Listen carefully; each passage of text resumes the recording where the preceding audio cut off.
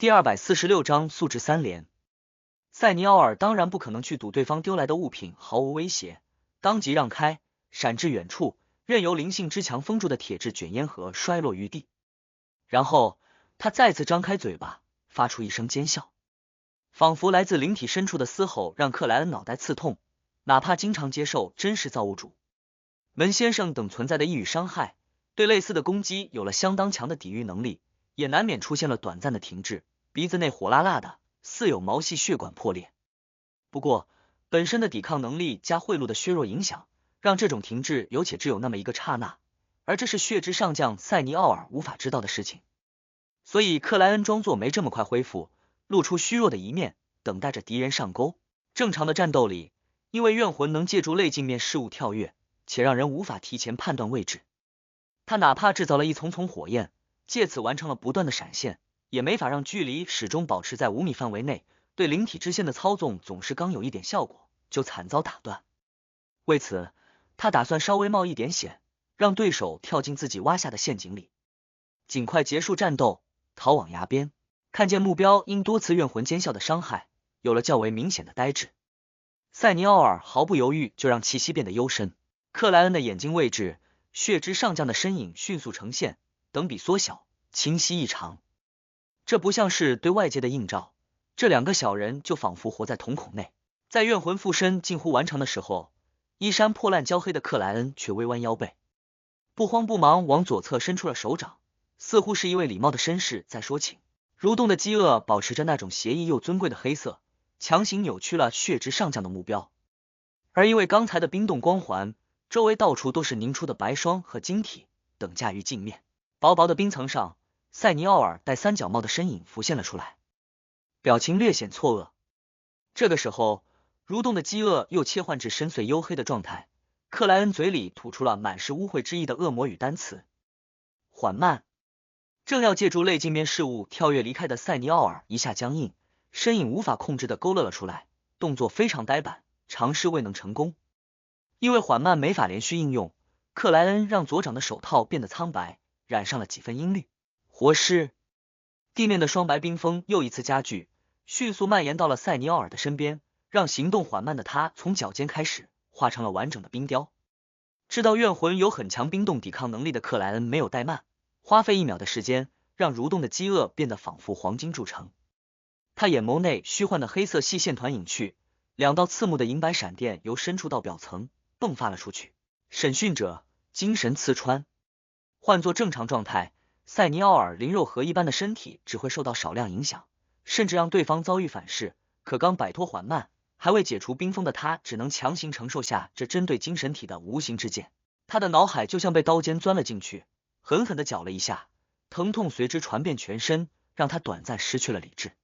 等到他清醒，准备连续跳跃，拉开距离时，对面气质冷峻的冒险家又一次张开了嘴巴。缓慢。狗屎。血之上将塞尼奥尔的动作重新变得呆滞迟缓，接着他毫无疑问又承受了冰封和精神刺穿这2波后续攻击。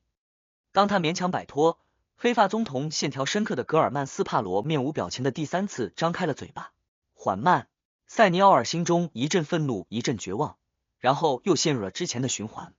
而3连接3连控制住对手的克莱恩早就开始隐蔽的操纵血之上将的灵体之线。其实他现在最有效的办法是趁对方无力挣脱，再用丧钟左轮给目标致命2枪或3枪。但之前失败的经历告诉他，敌人有能让自身变得幸运的神奇物品，太过直接太过致命的攻击很可能导致意外发生，反而达不到想要的效果。正因为如此，他选择了循序渐进的操纵灵体之线。时间飞快流逝，克莱恩一边绕着血之上将塞尼奥尔奔跑，以规避可能来自玫瑰学派半神的攻击，一边操纵灵体之线，逐渐达到了初步控制的状态。3秒、2秒、1秒，塞尼奥尔思绪一下滞涩，身体每一个地方都仿佛长满了铁锈。克莱恩已无余力再使用蠕动的饥饿，继续加深起控制，并做着不慢但也不快的游走。不行，不能继续这样。塞尼奥尔的念头迟缓闪过，在身前凝聚出了一支透明的冰晶小剑，它染着些许阴绿，就像在致敬周围的树林。而全程目睹了对方慢动作的克莱恩早已不慌不忙地收回左手，将胸口位置的格罗塞尔游记取了出来，摆好了姿势。嗖，那冰晶小箭终于射了出来，看似直奔克莱恩的胸口，却于途中突然改变了方向，斜斜往上。这本该是异常突然的致命变化，但塞尼奥尔操纵的思绪慢了不少。冰晶小箭快要抵达克莱恩身体时，才接收到命令，改变并不充分，相当仓促。被克莱恩挪了挪格罗塞尔游记，就轻松挡了下来。塞尼奥尔的脸色似乎又白了一点，经过好几秒的思考，他缓慢张开嘴巴，试图发出怨魂尖笑。克莱恩早有准备，抢先出声，砰！空气子弹飞快打出，命中了塞尼奥尔的嘴巴，打得他脑袋后仰，牙齿掉落，尖笑声夭折于喉咙里。眼见控制一点点加深，塞尼奥尔的反抗一次次被瓦解，就连要丢失理智的疯子式爆发也被中断。克莱恩心中油然生出了几分欣喜之情。就在这时，凄厉的、尖锐的、可怕的婴儿哭喊声突兀出现，回荡于树林内。克莱恩浑身疙瘩突出，手中的格罗塞尔游记啪嗒一声掉到了地上，大脑则仿佛被一只无形的手掌紧紧捏住，短暂失去了对所有事物的感应，包括灵体之线。塞尼奥尔被操纵的状态随之解除。在距离他们上百米的地方，那个皮肤肿胀干皱却又似乎刚从水中出来般的大号黑色婴儿脱离了虚幻状态，回归到了现实里。他四肢又细又长，脸上只有一个不规则的孔洞，里面长满白森森的牙齿，围了整整一圈。此时此刻，杰克斯的体表多有明显而深刻的伤口，它们贯穿了黑色的肿胀的皮肤，让那里腐烂的黑绿色液体汩汩外流。这位玫瑰学派半神浮现之后，不再躲避，不再逃遁，疯了一样嘶吼着，发出婴儿哭喊般的声音，让克莱恩、让塞尼奥尔同时陷入了半昏迷半痛苦的状态，身体甚至有了失控的征兆。金发红眼的四个脑袋跃出虚空，齐齐张嘴，发出无声的尖笑，让那可怕的哭喊声归于了平静。雷尼特、提尼科尔和杰克斯又一次展开了缠斗，时而临界，时而现实，在树叶、杂草、虫卵、冰晶、荆棘之内飞快游走。血之上将塞尼奥尔和克莱恩则呆滞站在原本的位置，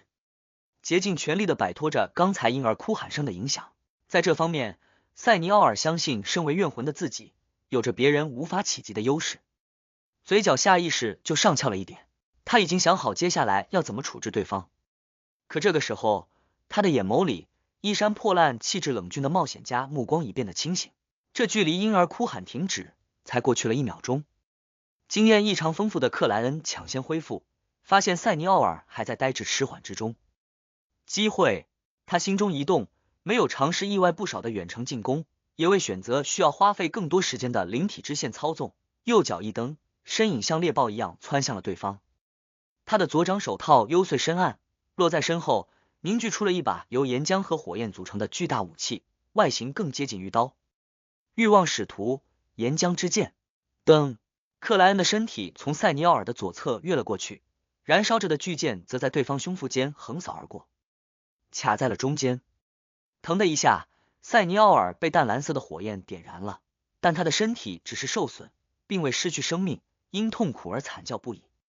两人擦身而过后，克莱恩直接弃掉岩浆之剑，左脚一踩，身体一转，面对了血之上将的背部，将铁黑色的桑钟左轮抵到了对方的后脑处。他没去用致命攻击，直接就扣动了扳机。砰的声音里，他的身体忽然摇晃了一下，因为脚底踩住的地方似乎是一个空洞。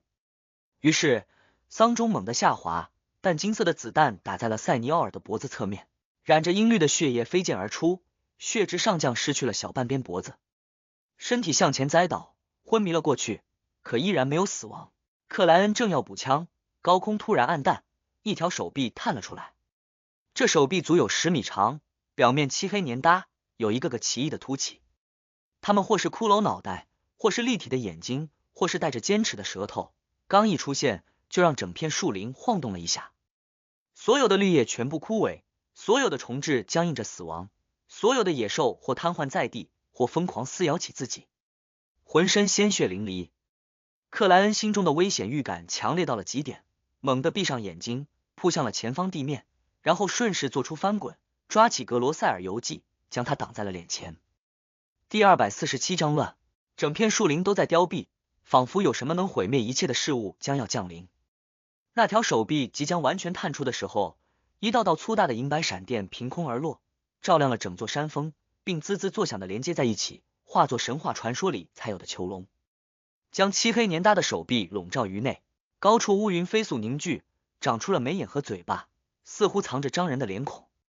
刚才那巨大的动静让拜亚姆城内的海王亚恩考特曼有所察觉，毫不犹豫就隔空出手，并吩咐带法者们去启动相应的封印物。雷尼特提尼克尔的身影从虚空里被挤了出来，繁复晦暗的黑色长裙没有一点凌乱。他左手一抬，两个金发红眼的脑袋就唰地飞回，落到了脖子断口处，剩余两个则继续纠缠皮肤肿胀干皱的大号黑色婴儿。当他脖子处的断口蠕动，与相应的两个切面连接上时，他的身影一下膨胀，仿佛变成了一座哥特式的城堡，花纹、藤蔓、装饰呈现于表面，交织出神秘、邪异、无法直视的感觉。克莱恩紧闭住了眼睛，又用格罗塞尔游记挡在脸前，将灵性投注于上，依旧难以排除所有影响，身体止不住的站立，凸显出一个又一个颗粒。而直到此时，他才确定自己刚才使用丧钟的后遗症是怕黑，6个小时之内将不会再有更多的弱点。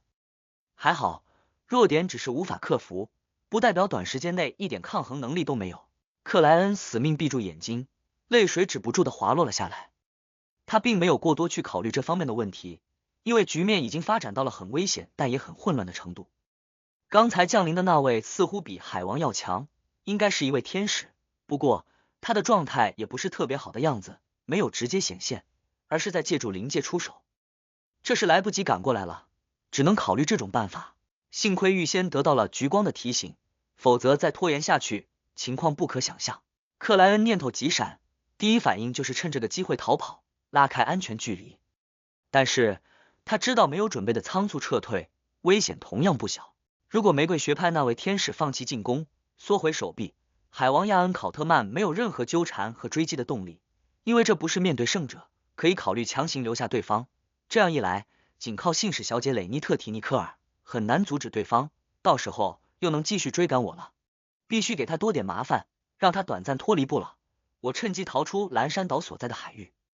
思绪翻腾间，克莱恩按照预定的应急方案，拿着格罗塞尔游记，塞好丧钟左轮，又是几个翻滚，来到了铁质卷烟盒旁边。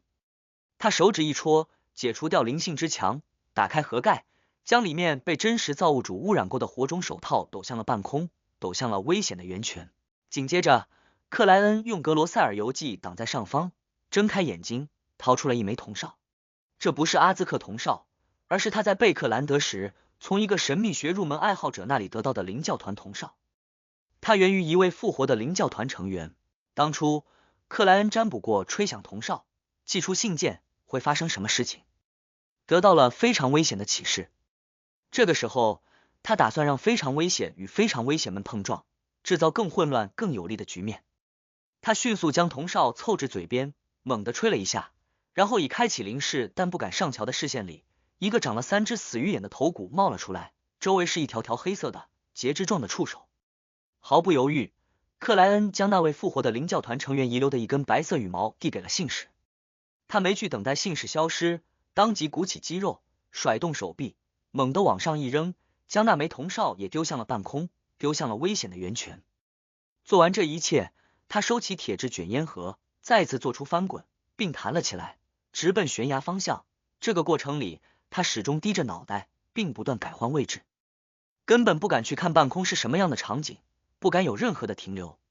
路过血之上将塞尼奥尔昏迷位置的时候，克莱恩目光突然凝固，惊愕地发现对方不见了。在局面混乱无人援手的情况下，这位遭受重创无法维持灵体状态的怨魂不见了。克莱恩脚步未停，目光一扫，看见前方地上洒落着些许闪烁阴绿的暗红血液，而那片区域是之前格罗塞尔游记掉落的地方。不会吧？血之上将的血洒了几滴在游记的封皮上，这导致他被吸进去了。克莱恩眉头一皱，并不认为这是好事。他害怕欲望母树派出的天使和圣者们借助格罗塞尔游记内的血之上将追踪到自己，但是他也不可能现在就丢弃这本书册。没了它，在余波和未知碎片随时从天而降的战场内，克莱恩不认为自己一定能幸运的全部躲过，等脱离这里，就用灵体进去解决掉隐患。几个念头起伏间，奔跑中的克莱恩脚尖往前一戳，将沾染了塞尼奥尔血液的泥土铲往上方，伸手一抓，拿住了少许。这是之后定位血之上降位置所需。噔噔噔，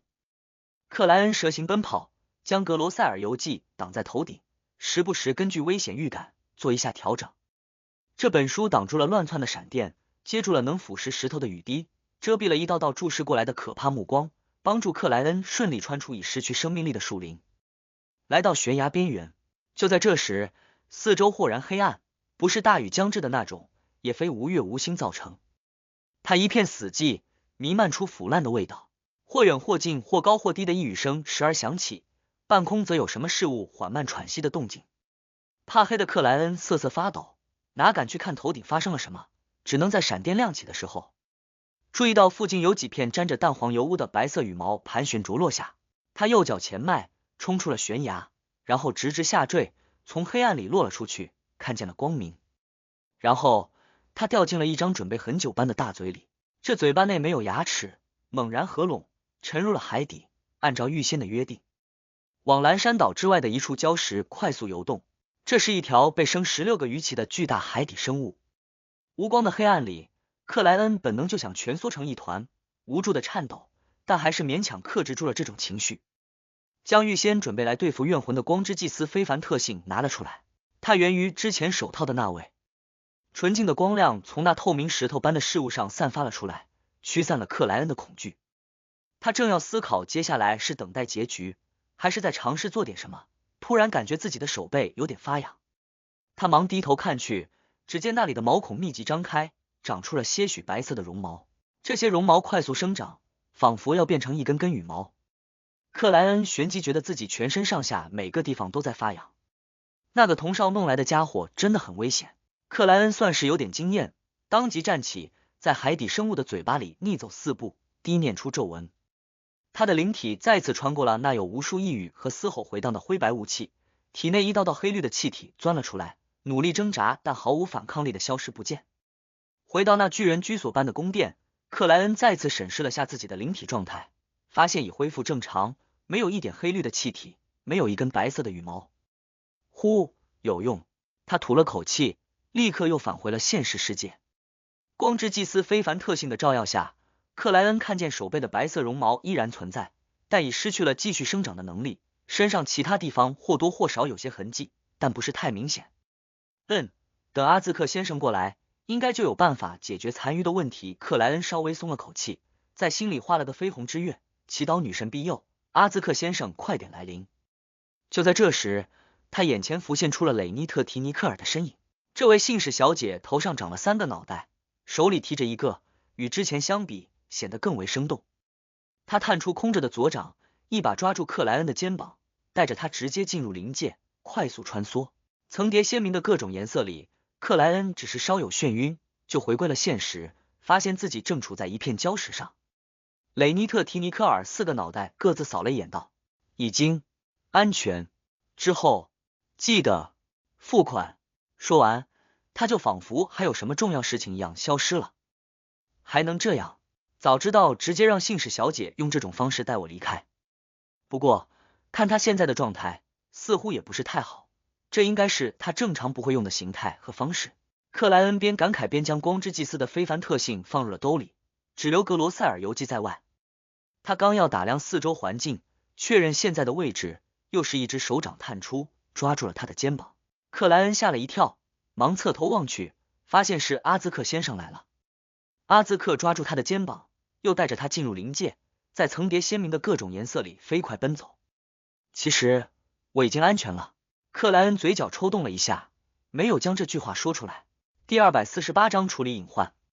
拜亚姆城外的山上，一片树林失去了全部的生命力，并被坍塌的岩壁掩埋了大半。一个身材高大魁梧，头发深蓝粗壮的中年男子穿着风暴教士袍，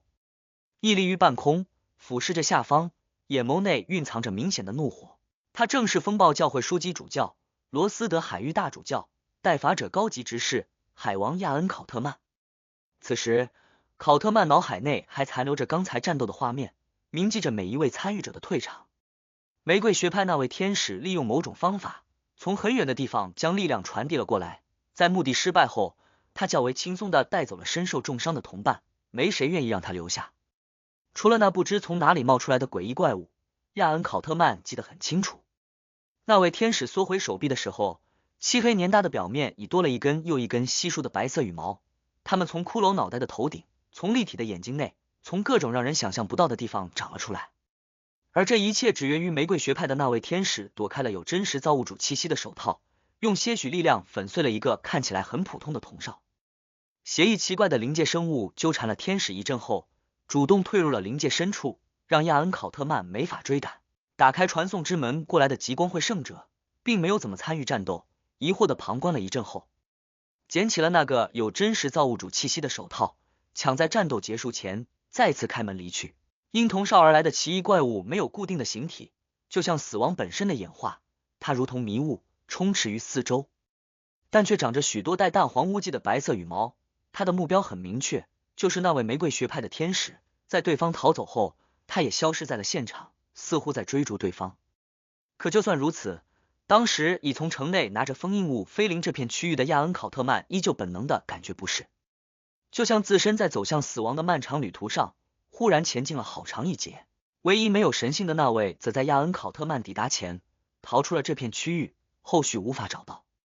不过亚恩·考特曼认得他，一位能击杀序列5欲望使徒的冒险家，有资格让自己的材料摆放于海王的桌上。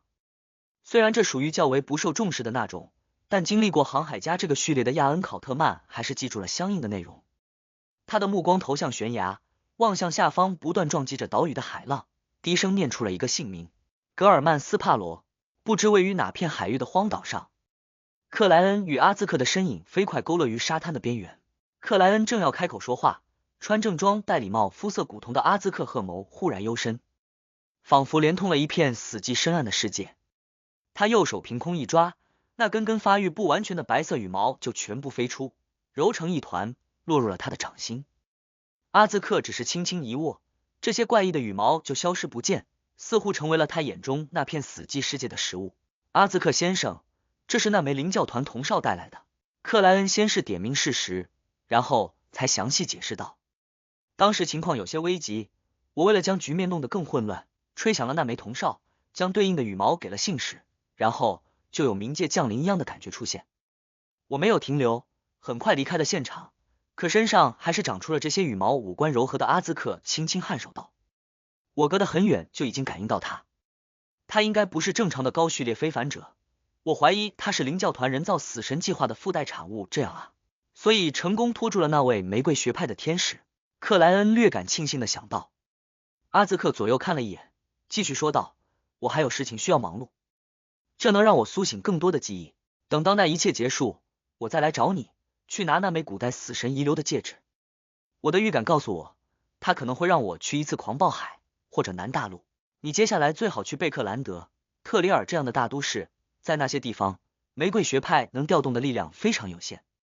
不敢肆意行动。当然，最好的选择是帕苏岛等各大教会的总部所在地，但这会带来另外的危险。阿兹克最后开了句玩笑，就像正常的鲁恩绅士一样。这一次人生的经历似乎对他烙印最深，不管记忆恢复了多少，都有明显的痕迹残留。保留记忆的情况下，几十年的时光对上千年的岁月没有太大的影响力。可从什么都忘记的状态开始，20-30年足以重新塑造一个人。等到阿兹克先生彻底恢复记忆，他那些经历各有不同的人生，会不会导致不同的人格产生？真是一个深奥的问题啊！之后得让正义小姐思考一下，并向心理炼金会请教。克莱恩联想之余，见阿兹克先生没有深究自己和玫瑰学派有什么矛盾，暗中松了口气，转而问道：阿兹克先生，您对欲望母术有什么了解？阿兹克摇了摇头，看到你寄来的信前，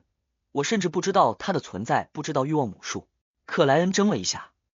转而问道：那被缚之神呢？阿兹克再次摇了摇头，叹息笑道：在古代，他或者他们也许有着另外的名称，也是。阿兹克先生在第4季末尾就开始了失去记忆找回记忆的人生循环，一直流浪于北大陆，玫瑰学派则诞生在第5季初期的南大陆。克莱恩点了点头，没再多问，而阿兹克还有事情忙碌。又叮嘱了2句后，再次带着他穿梭灵界，一直来到北大陆东海岸的某个地方，将他丢在了海边。见阿兹克先生已经远去，克莱恩看了几秒不断涌向岸边的海水，没急着到附近的城市，直接找了个无人的山洞，布置简单仪式，制造灵性之墙，将蠕动的饥饿、桑中左轮、阿兹克铜哨、格罗塞尔游记和沾染着塞尼奥尔血液的泥土献祭到了灰雾之上。然后他逆走4步进入那片神秘空间，坐到属于愚者的位置，将之前那个金属小瓶射了过来。因为保存于灰雾之上，小瓶内剩余的血液没有凝固，戴好手套塞好其他物品的克莱恩倒出几滴，涂抹在了格罗塞尔游记的深棕色封皮上。新人物加入后，为什么没有开启一段新的故事，从头再来？克莱恩看着没有变更名字的书册，突然有了个疑问。他还未来得及思考，眼前所见已然模糊，周围仿佛藏着数不清的透明生物。一切很快清晰，克莱恩发现自己正坐在街边的长条木椅上，这是他之前离开的地方。这是存档读档功能。克莱恩在心里开了句玩笑，拿出沾着塞尼奥尔血液的泥土，随手折了段树枝，尝试起占卜。根据获得的结果，他一路出城，进入附近的山林，在一条小溪的边缘找到了还处于昏迷状态的血之上将。此时距离之前那场战斗也就过了10来分钟的样子。塞尼奥尔脖子上、胸腹间的夸张伤口已有了明显的收缩，看起来恢复了不少，这样的生命力完全不像人类。再过1-2刻钟，这位血之上将应该就能苏醒过来，再有1-2个小时则可以恢复正常的行动能力。这就是活尸，这就是怨魂。本来你有机会被你们组织的天使和半神救走，结果血液恰巧飞溅到了格罗塞尔游记上，让你成为了这本书的囚犯，给了我从容处理的时间。当然，这让你避免了半神战斗的余波伤害，没有当场死亡，也不知道算幸运还是不幸运。克莱恩边咕哝边观察，一手紧握桑钟，一手探向了塞尼奥尔的脖子，将那根纯银制成的项链摘了下来。这项链有个形似古老钱币的铜色坠子，正反面都布满神秘的花纹和象征符号，并铭刻有一段古赫密斯语铭文：你现在有多么的幸运，之后就有多么的倒霉。这就是血之上将那件提升幸运的神奇物品。可惜啊，就连半神都没法让我更加幸运，他估计也不行。回头卖掉换钱，或者问问信使小姐，看能不能用它抵账。克莱恩没急着收起那条项链，直接将它放到了旁边的石头上。他这是害怕有未知的负面效果存在，影响他接下来的操作。然后克莱恩专心致志地操纵起血之上将的灵体之线，他要制作自己第一个长期使用的傀儡，以总结密偶大师的扮演守则。而再也没有比怨魂更便于随身携带的傀儡了。1秒、2秒、3秒，也就10秒的时间，克莱恩完成了初步的控制。塞尼奥尔的灵性直觉有了危险的预感，身体出现了明显的挣扎，但是他因为重伤和滞涩，始终无法苏醒过来。时间1分1秒过去，到了第4分钟的时候，克莱恩没有掩饰的舒了口气。这时血之上将塞尼奥尔睁开了眼睛，翻身站起，面朝着他，动作协调的按胸行礼道：早上好，先生，我有什么能为您效劳的吗？第249章收获。一根根虚幻的黑色细线从塞尼奥尔的体内延伸出去，投入了克莱恩的双掌之中，随着灵性的每一次跳跃做出不同的反应。其实操纵灵体之线并不一定需要双手，只是克莱恩习惯这么做，这让他有一种自己确实在控制密偶的感觉。从现在的情况看，同行们都能发现彼此的傀儡，灵体之线上的异常无法瞒过他们的眼睛，所以这方面必须足够谨慎。克莱恩总结着初步发现的问题，很快将思路又转回了塞尼奥尔本身。这位血之上将等于已经死去，灵体变成傀儡的附属，失去了属于自身的特异，所以许多占卜方法不再对他有效。当然，寻找尸体类型的方法还是有用的。克莱恩打算先让这怨魂通过灰雾消一次毒，接着再用纸人天使包裹他附身的类镜面事物，最后放进有灵性之墙封锁的铁质卷烟盒内，和阿兹克铜哨待在一起，做3重干扰。这样一来，克莱恩相信玫瑰学派的天使想借助血之上将通过占卜、预言等办法锁定自己的位置，是近乎不可能的事情。至于欲望母树有没有在塞尼奥尔体内遗留什么后门，他并不是太担心，因为如果欲望母术真在血之上将身上动了手脚，之前半神乱战的时候，他就可以让塞尼奥尔突然异变，对付自己。以当时的情况看，这肯定能成功。欲望母术或者说被附之神对本组织人员的严密控制，依赖的是深入灵魂的誓言契约等方式，这一点可以从沙伦小姐的描述状态和我本身接触相应特性后的体会推断出来。只要我不尝试着借助血之上将占卜玫瑰学派的秘密和一种途径的魔药配方，就不会触发问题。之前那个狼人非凡特性放在灰雾之上那么久，也很正常。而且等下还有一次灰雾消毒的过程，真有什么潜藏的问题，也会被清理出去。克莱恩想了一阵，将阿兹克铜哨从体内取了出来。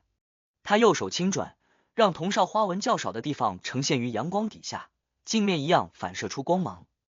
铜哨之上顿时有塞尼奥尔的身影浮现，并飞快变得清晰，而克莱恩面前的血之上将忽然消失不见。也许欲望母术还是能通过誓言契约等模糊定位，但这没什么关系，反正他都能察觉到我身上的灰雾特质，在一定范围内感应到我。而且这么一个傀儡说不定什么时候就被我用来做盾牌毁掉啊。克莱恩就像欠了很多债的无业游民，觉得自己已经没什么好害怕的。当然他也确实欠了很多债，只要晋升为半神，能隐藏住特质，傀儡说丢就能丢。克莱恩环顾一圈，弯腰拾起了那根银质的项链，逆走4步，低念出咒文。这一次他没有采用召唤灵体的方式进入，所以不能直接返回。灰白的雾气飞快弥漫，歇斯底里般的呓语和嘶吼永恒回荡。克莱恩手里的阿兹克铜哨并未发生异变，这说明血之上将体内没什么潜藏的大问题。坐至青铜长桌最上手后，克莱恩将阿兹克铜哨放到了面前，让穿暗红外套戴陈旧三角帽的塞尼奥尔浮现于身侧，就像一个等待主人命令的管家。你身上还有什么物品？克莱恩开口询问道，似乎血之上将还活着，他这是在尝试扮演密偶大师。随即他操纵塞尼奥尔，让他翻找身上每一个口袋，陆续掏出了325磅16苏勒巴便士现金，其中有13枚金币。除了这些，或许是因为要时常转化成怨魂形态的关系，塞尼奥尔并没有携带更多的物品。真穷啊！一位海盗将军竟然只有一件神奇物品，这是上交给了玫瑰学派，分配给手下海盗了。克莱恩认真考虑了下要不要通过黑市渠道将血之上将变现的问题。他仅在鲁恩一国就价值42000镑。从鲁恩领赏不现实，无论风暴教会还是王国军方，都很乐意顺着这条线索抓捕让多位半神混战的格尔曼斯帕罗，调查他背后的那个组织，根本不会给钱，给也是陷阱。同样的道理，其他国家的教会和政府都肯定有类似的想法，只不过态度可能会好一点，去领取赏金需要冒相当大的风险，而且也不急，等我想更换傀儡的时候再把塞尼奥尔送出去，反正做几天密偶又不会影响他的身份和价值。克莱恩收回思绪，将目光投向了那根吊着古老钱币般坠子的银项链。他旋即利用占卜的办法，大致把握到了项链的来历和作用。它源于一位生命学派的序列5赢家，这位先生死在玫瑰学派半神的手上后，非凡特性、本身精神与随身携带的一根普通银项链结合，形成了神奇物品。原本那根普通的银项链为什么会被一位序列5的强者贴身带着？因为过去太久，事物也被污染，克莱恩无法得到有效的启示。这件神奇物品有2个作用，一是被动的让佩戴者变得幸运，在日常生活里，项链的主人时不时会遇到好事，做什么都容易成功，在遭遇致命打击和可怕灾难时，则有戏剧化的场面出现，让他被成功拯救，后者仅能维持10分钟。二是主动的给予敌人厄运，让目标变得倒霉，无论生活里还是战斗中，都容易因一些微小的问题遭遇失败。项链对应的负面效果是运气守恒，幸运之后立刻就会接续厄运，之前有多么的走运，接下来就有多么的倒霉，这需要拥有者专心致志，非常认真的规避，否则很容易就以搞笑的方式死去，甚至连累周围的人。日常生活里获得的幸运往往在1个月后发生反转，使用者无论有没有佩戴，都会变得倒霉。不过，这种厄运是以舒缓的方式释放，危险程度不高。而战斗里获得的运气，10分钟后就会以同样激烈的方式反噬回来。整体来说，是一件相当不错的神奇物品，但对我用处不是太大。毕竟连命运议员瑞乔德都没法改变我的运气。先随身带着，他对我几乎没有负面影响，有机会就卖掉，偿还信使小姐的债务。信使小姐要的是金币，而我拥有的是金镑。想通过银行和正规市场兑换到1万枚金币，几乎是不可能的事情。看来得分批分人，让塔罗会每位成员各自负责一部分。克莱恩很快敲定了计划，非常随意的为那根项链取了个名字——幸运天平。接着，他又一次将目光投向恭敬侍立在旁边的血之上将塞尼奥尔，认真研究了下怨魂具备哪些能力：强行附身、控制敌人、怨魂尖啸、镜面闪烁、穿透障碍、死亡类法术，不会被绝大部分中低序列者发现的隐身。克莱恩一一进行辨识，并与沙伦或马里奇讲述过的，以及自己在战斗里体验到的对比印证。他很快结束了这一切，害怕现实世界里的蜡烛烧完，而没什么光的山洞对目前怕黑的他来说非常不友好。克莱恩当即从杂物堆里抽出一个纸人，配合黑皇帝牌，柔和灰雾之上的些许力量，将它化身为了反占卜的天使。这天使迅速张开羽翼，抱住了一枚金币，这金币的反光处有着塞尼奥尔的身影。然后克莱恩将这枚金币、阿兹克铜哨、桑中左轮、行李箱等物品弄回了现实世界。至于蠕动的饥饿和格罗塞尔游记，一个因为暂时没有食物，一个由于已携带太久，说不定什么时候就把克莱恩的身体给吞进书中，被留在了灰雾之上的杂物堆里。回到山洞，克莱恩忙碌着将那枚金币和阿兹克铜哨一起放入铁质卷烟盒内，用灵性之墙完成了封锁。他收拾好现场，换上正装，提着行李箱，沿海滩找到了有人居住的地方，发现自己竟然在普利兹港附近。他没立刻回贝克兰德，而是变化样子，乘坐蒸汽列车前往迪西海湾的康纳特市，准备从那里绕一圈，再换个身份。班西港，阿尔杰威尔逊在午后的阳光里眺望着这座被毁灭的城市。他看见房屋全部倒塌，地面有一道又一道深深的沟壑，到处都是焦黑的痕迹。这样的场景一直延续到岛屿深处，甚至有山峰垮塌了下来。此时并没有风暴教会的人看守废墟，因为这里什么都没有，而重建港口的计划远未提上日程。阿尔杰跳下幽兰复仇者号，和水手们一起在废墟里转了一圈，没能发现任何有价值的东西。走吧，他沉稳吩咐道。他们很快上了船，扬帆远离了这个岛屿。不知过了多久，废墟深处突然走出了一道身影。他穿着双排扣的纯黑色神职人员长袍，头发暗金，五官如同古典雕塑，没有一点皱纹。他一个瞳孔深蓝近黑，一个看似暗淡无光，却爬满了密集的细小血管。第250章终点，迪西郡康纳特市红梧桐街67号。克莱恩顶着张鲁恩王国较为常见的脸孔，上前一步，拉响了门铃。不到1分钟，房门吱呀一声打开，一位穿黑白长裙的女仆探头打量了几秒，疑惑着问道：“晚上好，您找哪位？”“我找尼禄夫人，我是他父亲戴维雷蒙的朋友。”克莱恩平静地回答道。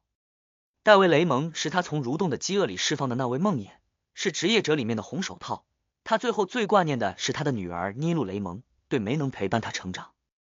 让他在失去母亲的同时近乎失去父亲非常愧疚。克莱恩当时答应他，如果有机会会来这座美丽的海滨城市帮他看一看女儿过得怎么样。经过事前的打听，克莱恩已初步掌握了尼禄雷蒙的大致情况。这位女孩从文法学校毕业后，进入了黑夜女神教会的关爱妇女儿童基金会工作，周薪达到了2磅10苏勒，是周围邻居羡慕的对象。她还继承了一笔源于她商人父亲的遗产，具体是多少，别人不太清楚，只知道她比大部分中产阶级有钱。正常来说，这种有足够财富的女孩对婚姻会非常慎重，会反复的挑选和考察，以至于经常晚婚。但尼禄工作仅仅1年后，就和一位政府雇员结婚了。因为双方信仰的都是黑夜女神，他并没有冠夫姓，依旧叫尼禄雷蒙，依旧住在红梧桐街67号，未曾搬走。听到克莱恩的回答，女仆忙请他稍后，自己转身进入客厅汇报。没过多久，一位穿家居衣裙的女士走向了门口，她黑发蓝眼，脸颊较为瘦长，五官还算不错，与戴维雷蒙有几分相像。晚上好，先生，我是戴维雷蒙的女儿尼禄，请问你是什么时候认识我父亲的？尼禄雷蒙客气但戒备地问道。克莱恩取下帽子，笑笑道：“在海上认识的，已经有好几年了。”尼禄雷蒙略显警惕的扫了对面一眼道：“或许你还不知道，他已经过世了。”克莱恩叹息道：“我知道，我和他就是在那场灾难里认识的。他当时有说一些话，我原本并不怎么在意，但这几年里越想越觉得应该让你知道，是吗？”尼禄低语出声，想了想道：“请进，你介意我丈夫一起听吗？”“这只和你的决定有关。”克莱恩坦然回应。尼禄点了下头，一路领着克莱恩进入书房。她的丈夫，一位外表普通、气质斯文的政府雇员，放下报纸跟了进来。双方分别坐下后，克莱恩看着对面沙发上的夫妻，斟酌了下道：“戴维·雷蒙先生曾经经历过一次灾难，失去了他的父亲、母亲、妻子、兄弟和姐妹。”尼禄没什么表情地点头道：“我知道。”克莱恩想了想，继续说道：“他表面是一位商人，实际上却在追捕造成那场灾难的凶手们。”我知道。尼禄没太大反应的开口道。克莱恩看了他一眼，往下说道：“他全身心都投入了这件事情，很遗憾没能好好的陪伴你成长，让你在失去母亲的同时，也近乎失去了父亲。”尼禄沉默了一秒，语速很快的回应：“我知道。”克莱恩的目光扫过周围那些陈旧的书籍，无声叹了口气道：“他说他最大的希望是能看见你在女神的见证下，拥有自己的婚姻和家庭，不再孤单。我想他现在应该很欣慰。”尼禄的视线从克莱恩脸上缓慢移开，嘴巴张了张，停了2秒才回答：“我知道。”克莱恩身体略微前倾，交握起双手道：“他说他也许会死在海上。让我告诉你，他是因为意外而身亡，之前所有的凶手也已经被惩戒，你不需要再仇恨谁。他还说他很爱你，他很抱歉。”尼禄默然几秒，眨了眨眼睛，侧头望向旁边，情绪不明的呵了一声。“我知道了。”克莱恩深深看了他一眼，缓慢起身道：“我已经转达完毕了，我该离开了。”对面的回应是沉默。尼禄的丈夫轻轻颔首，示意感谢。克莱恩转过身体，走向了书房门口。他刚拧动把手，背后忽然传来尼禄雷蒙变得低沉和沙哑的声音：“你认为他是一个什么样的人？”克莱恩静默了一秒，回过头去，勾起嘴角，微笑说道：“一个守护者。”他不再停留，拉开书房之门，走向了衣帽架位置。当他戴上礼帽，离开红梧桐街67号的时候，一道细细的、竭力压制的哭声突然响起，钻入了他的耳朵。无声摇头，克莱恩离开这片街区，进入了一座黑夜女神的教堂。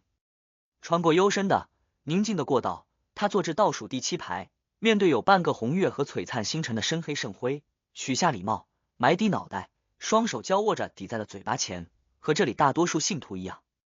无声的寂静和安宁里，时间飞快流逝。克莱恩缓慢睁开眼睛，动作很轻柔的站了起来。他坐的那个位置上，遗留了一团被纸张包裹着的事物。克莱恩沿着过道走出了祈祷大厅，走到了教堂门口。他背对里面，戴上礼帽，抬起右手，打了个响指，啪！他之前位置上的纸张忽然被点燃，引起了牧师的注意。等这位先生赶了过去，火焰已经熄灭，留下一团深黑幽邃的宝石状胶质物。这是牧师虽然不清楚那团胶质物具体是什么，但灵感告诉他，这很重要。当他和别的牧师追到教堂外面时，刚才那位穿燕尾正装、戴半高礼帽的绅士已然不见。第二天上午，通过本地黑市获得了新身份的克莱恩来到了蒸汽列车站点。他一手拿着价值18苏勒的2等座车票和自己的身份证明文件，一手提着黑色皮质行李箱，挺拔的立于站台上，等待前往贝克兰德的列车抵达。现在的他，外表是个近40岁的中年男士，身高180出头，黑发夹杂着些许银丝，蓝眼幽邃如同夜晚的湖水，五官相当耐看，有成熟的味道和儒雅的气质。低头看了眼手中的身份证明文件，克莱恩眼眸内映出了自己现在的姓名道恩·唐泰斯。想了想，他将行李箱放置地面，摊倒打开，然后把身份证明文件全部塞了进去。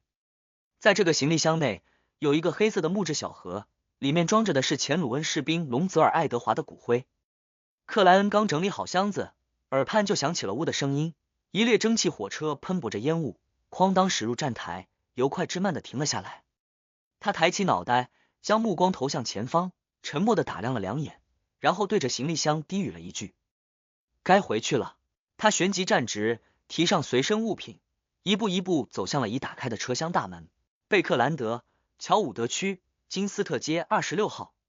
班森边摘掉帽子，脱去外套，将它们交给女仆，边望向客厅内专心看书的妹妹梅丽莎道：“6月份就是入学考试了，你终于能体会我之前认真学习的痛苦了。”梅丽莎没有抬头，依旧阅读着书籍道：“我每天都在认真学习。幽默点，梅丽莎，幽默点。不懂幽默的人和卷毛狒狒有什么区别？”班森笑着说道。梅丽莎随意望了他一眼道：“你以前不是这么说的。”他没有去纠结人和卷毛狒狒的区别究竟在哪里，转而问道：“政府雇员也是这么迟才结束工作吗？”“不，只是最近有很多事情，你知道的。”“哦，你不知道，这种大的变革里，前后工作的交接，不同关系的理顺，都非常麻烦。”班森目光扫过客厅内的一面镜子，忍不住抬手理了理自己的头发，表情不是太愉快的说道：“虽然我只是财政部的一个小雇员，但这不妨碍我有很多工作。唯一让我感到安慰的是，终于度过该死的实习期了。接下来我将拥有3磅的周薪。”梅丽莎放下书本，边走向餐厅边对班森说道：“该用晚餐了。”他顿了顿，很是认真的说道：“我之前看报纸，说是有一种叫做多宁斯曼树树枝的事物，对头发的生长很有效。”班森的表情一下变得很复杂。呜，汽笛声里，长长的蒸汽列车哐当哐当的驶入了贝克兰德。克莱恩提着行李箱，又一次踏上了这万都之都、希望之地的土地，发现雾气比以往稀薄了很多，不再有明显的淡黄色，站台上的煤气路灯则未被早早点亮，以驱散阴沉与昏暗。环顾一圈，克莱恩出了蒸汽列车站，换乘地铁和马车，直接来到了西区外面的一座风暴教会墓园。然后他花费少量的金钱，将隆泽尔·爱德华的骨灰盒放入了一个柜子内。此时距离这位鲁恩士兵离开贝克兰德那天已经超过165年。退后一步，深深凝视了一阵，克莱恩斗指成铁，在柜门上铭刻道：“隆泽尔·爱德华。”他闭了闭眼睛，再次写道：“每一段旅行都有终点。第3部完。第3部总结。第3部叫旅行家，所以我预定的风格是偏轻松的，结构也是很简单的，正像我之前说的那样，一个人走走停停，见到一些风景，认识一些人，完成一些事情，但又不是很深入地参与。坦白的讲，这种偏游记感的内容还是有些难写的。好不容易塑造好一个人物，熟悉了一个地方，有了风俗差异感，就不得不离开，继续踏上旅途，非常考验快速引入有特点角色、有意思事件的能力。现在想想，小克晋升密偶大师前，我还算做得不错，之后忙着扣扣子，有太多东西要写，且基本是故地重游，就省钱省略了，相对来说有些急。我看很多人都说我大纲很详细，其实没有的是，我详细的是各种设定，大纲往往是这部主题是什么，要以什么结构来写，会把前面哪些线拉过来，需要设置哪些新的伏笔，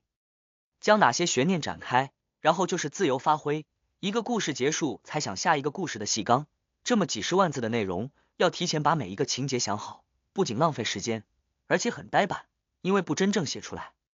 你真的没法知道这段剧情怎么样，之后该怎么接，并且写作途中经常就会有新的灵感迸发。就像我写上一部结尾小克离开贝克兰德那一幕时，就有了这一部结尾在暗流汹涌里返回的画面和点睛之笔，也有了哥哥和妹妹要出场的预定。同时整理大纲的时候，也有了书中世界的出场的标记，但相对结尾来说，更具体的就没有了。之后写到释放梦魇，才有了替他向女儿带话，呈现另一种意义旅行终点的灵感，写到格罗塞尔游记，开始设置书中具体人物，弄了个鲁恩士兵的时候，才忽然有了思乡归家的灵感。这些加在一起，我对第3部最后怎么写就非常清晰了。第3部整体偏平淡，这是本身结构和预定风格决定的，我也提前说过了。想看到结尾有大事件爆发的朋友可能会有点失望，就像刚才讲的那样，我结尾要塑造的是一种暗流汹涌、危机密伏的感觉，包括阴司的出场，包括欲望母树的恶意和玫瑰学派的袭击，将这些绷起来，衬托小克返回贝克兰德的画面。第3部里一是前面游记风难写，二就是要写2次下副本，神战遗迹和书中世界，这对我来说是相当大的考验。看过我前面小说的朋友应该都知道，灭运和奥数下副本的段落都可以说比较干，比较粗糙，没太大吸引力，前者强在副本结尾爆发那一下，后者的话我认真想了想，大概就梦的解析那个副本和新世界吹嘘神的逼格那一段比较有意思，其他都不是太好。到了一世，很多副本借助无限流的架构扩展成了一个世界，能够慢慢去写、去引入、去铺垫，且很多时候有同伴在，相对来说吸引力就高了不少。但单独的几次副本，比如真武一种那块，也还是存在干和操的问题，靠悬念硬撑。武道基本没有下副本，就战乱地区那里有一段，也不多，没什么好总结的。到了诡秘的第3部的时候，我认真思考了很久怎么处理这2个大副本的问题。根据仪式的经验，我先定了悬念和同伴这2点，根据诡秘之前和写作途中的体会，又定了有趣这一点，但总觉得还差了一些。后来我想起以前和豆子聊天的时候，发现我们2人的创作方法是不同的。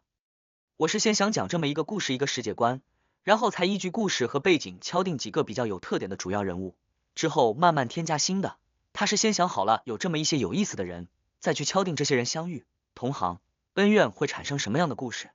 虽然我一直在坚持自己的创作理念，但也在慢慢融入他的一些经验，所以我就在想，副本里是不是可以把同伴改为人物，塑造一些有特色有趣的人，让他们碰撞在一起，展开些故事，丰富副本的内容，让它整体变得更有吸引力。然后就有了神战遗迹的尝试，结果还不错。这是我写副本的时候第一次追订，不仅没降，反而一直在升，接近10万字的内容，一直很有意思的写了下来。到了书中世界，我又做了另一个尝试，因为这个副本第一次探索会很短暂，不可能去展开里面人物的过去，也就没法很有感染力、很有渲染力的表现他们的悲欢，所以我就在考虑怎么表达的问题。最终，标题的旅行家让我敲定了思路。作为一个旅行家，没法深入别人的生活，看到的一切都只是外在的表现，然后就会有不同的感触。比如旅行途中，看到一个女孩喝得醉醺醺的在路边呕吐哭泣，有人会想真不自爱啊，有人会想她是不是经历了什么悲伤的事情，有人会觉得吵闹。基于人类的悲欢并不相同的基调，我就刻意没去写格罗塞尔、莫贝特他们的过去，去渲染他们的情感，只是忠实的、客观的、冷静的记录他们该有的话语，该有的表现，一点也不涉及他们的内心独白。你们如果仔细去看，会发现那一段里我基本没直接写小柯内心的感触，故意留了白，所以有的人会觉得强行煽情有点尬，有的朋友会比较感伤，有的会深入的畅想和延伸，试图还原。这就是我想达到的效果。人类的悲欢并不相同嘛，在一个旅行家眼里更是如此。笑洋洋洒洒写了好多。第3部的大总结就是，人物和故事结合得很好，但扣扣子的时候有些急，有的部分可以再舒展一点。第4部不死者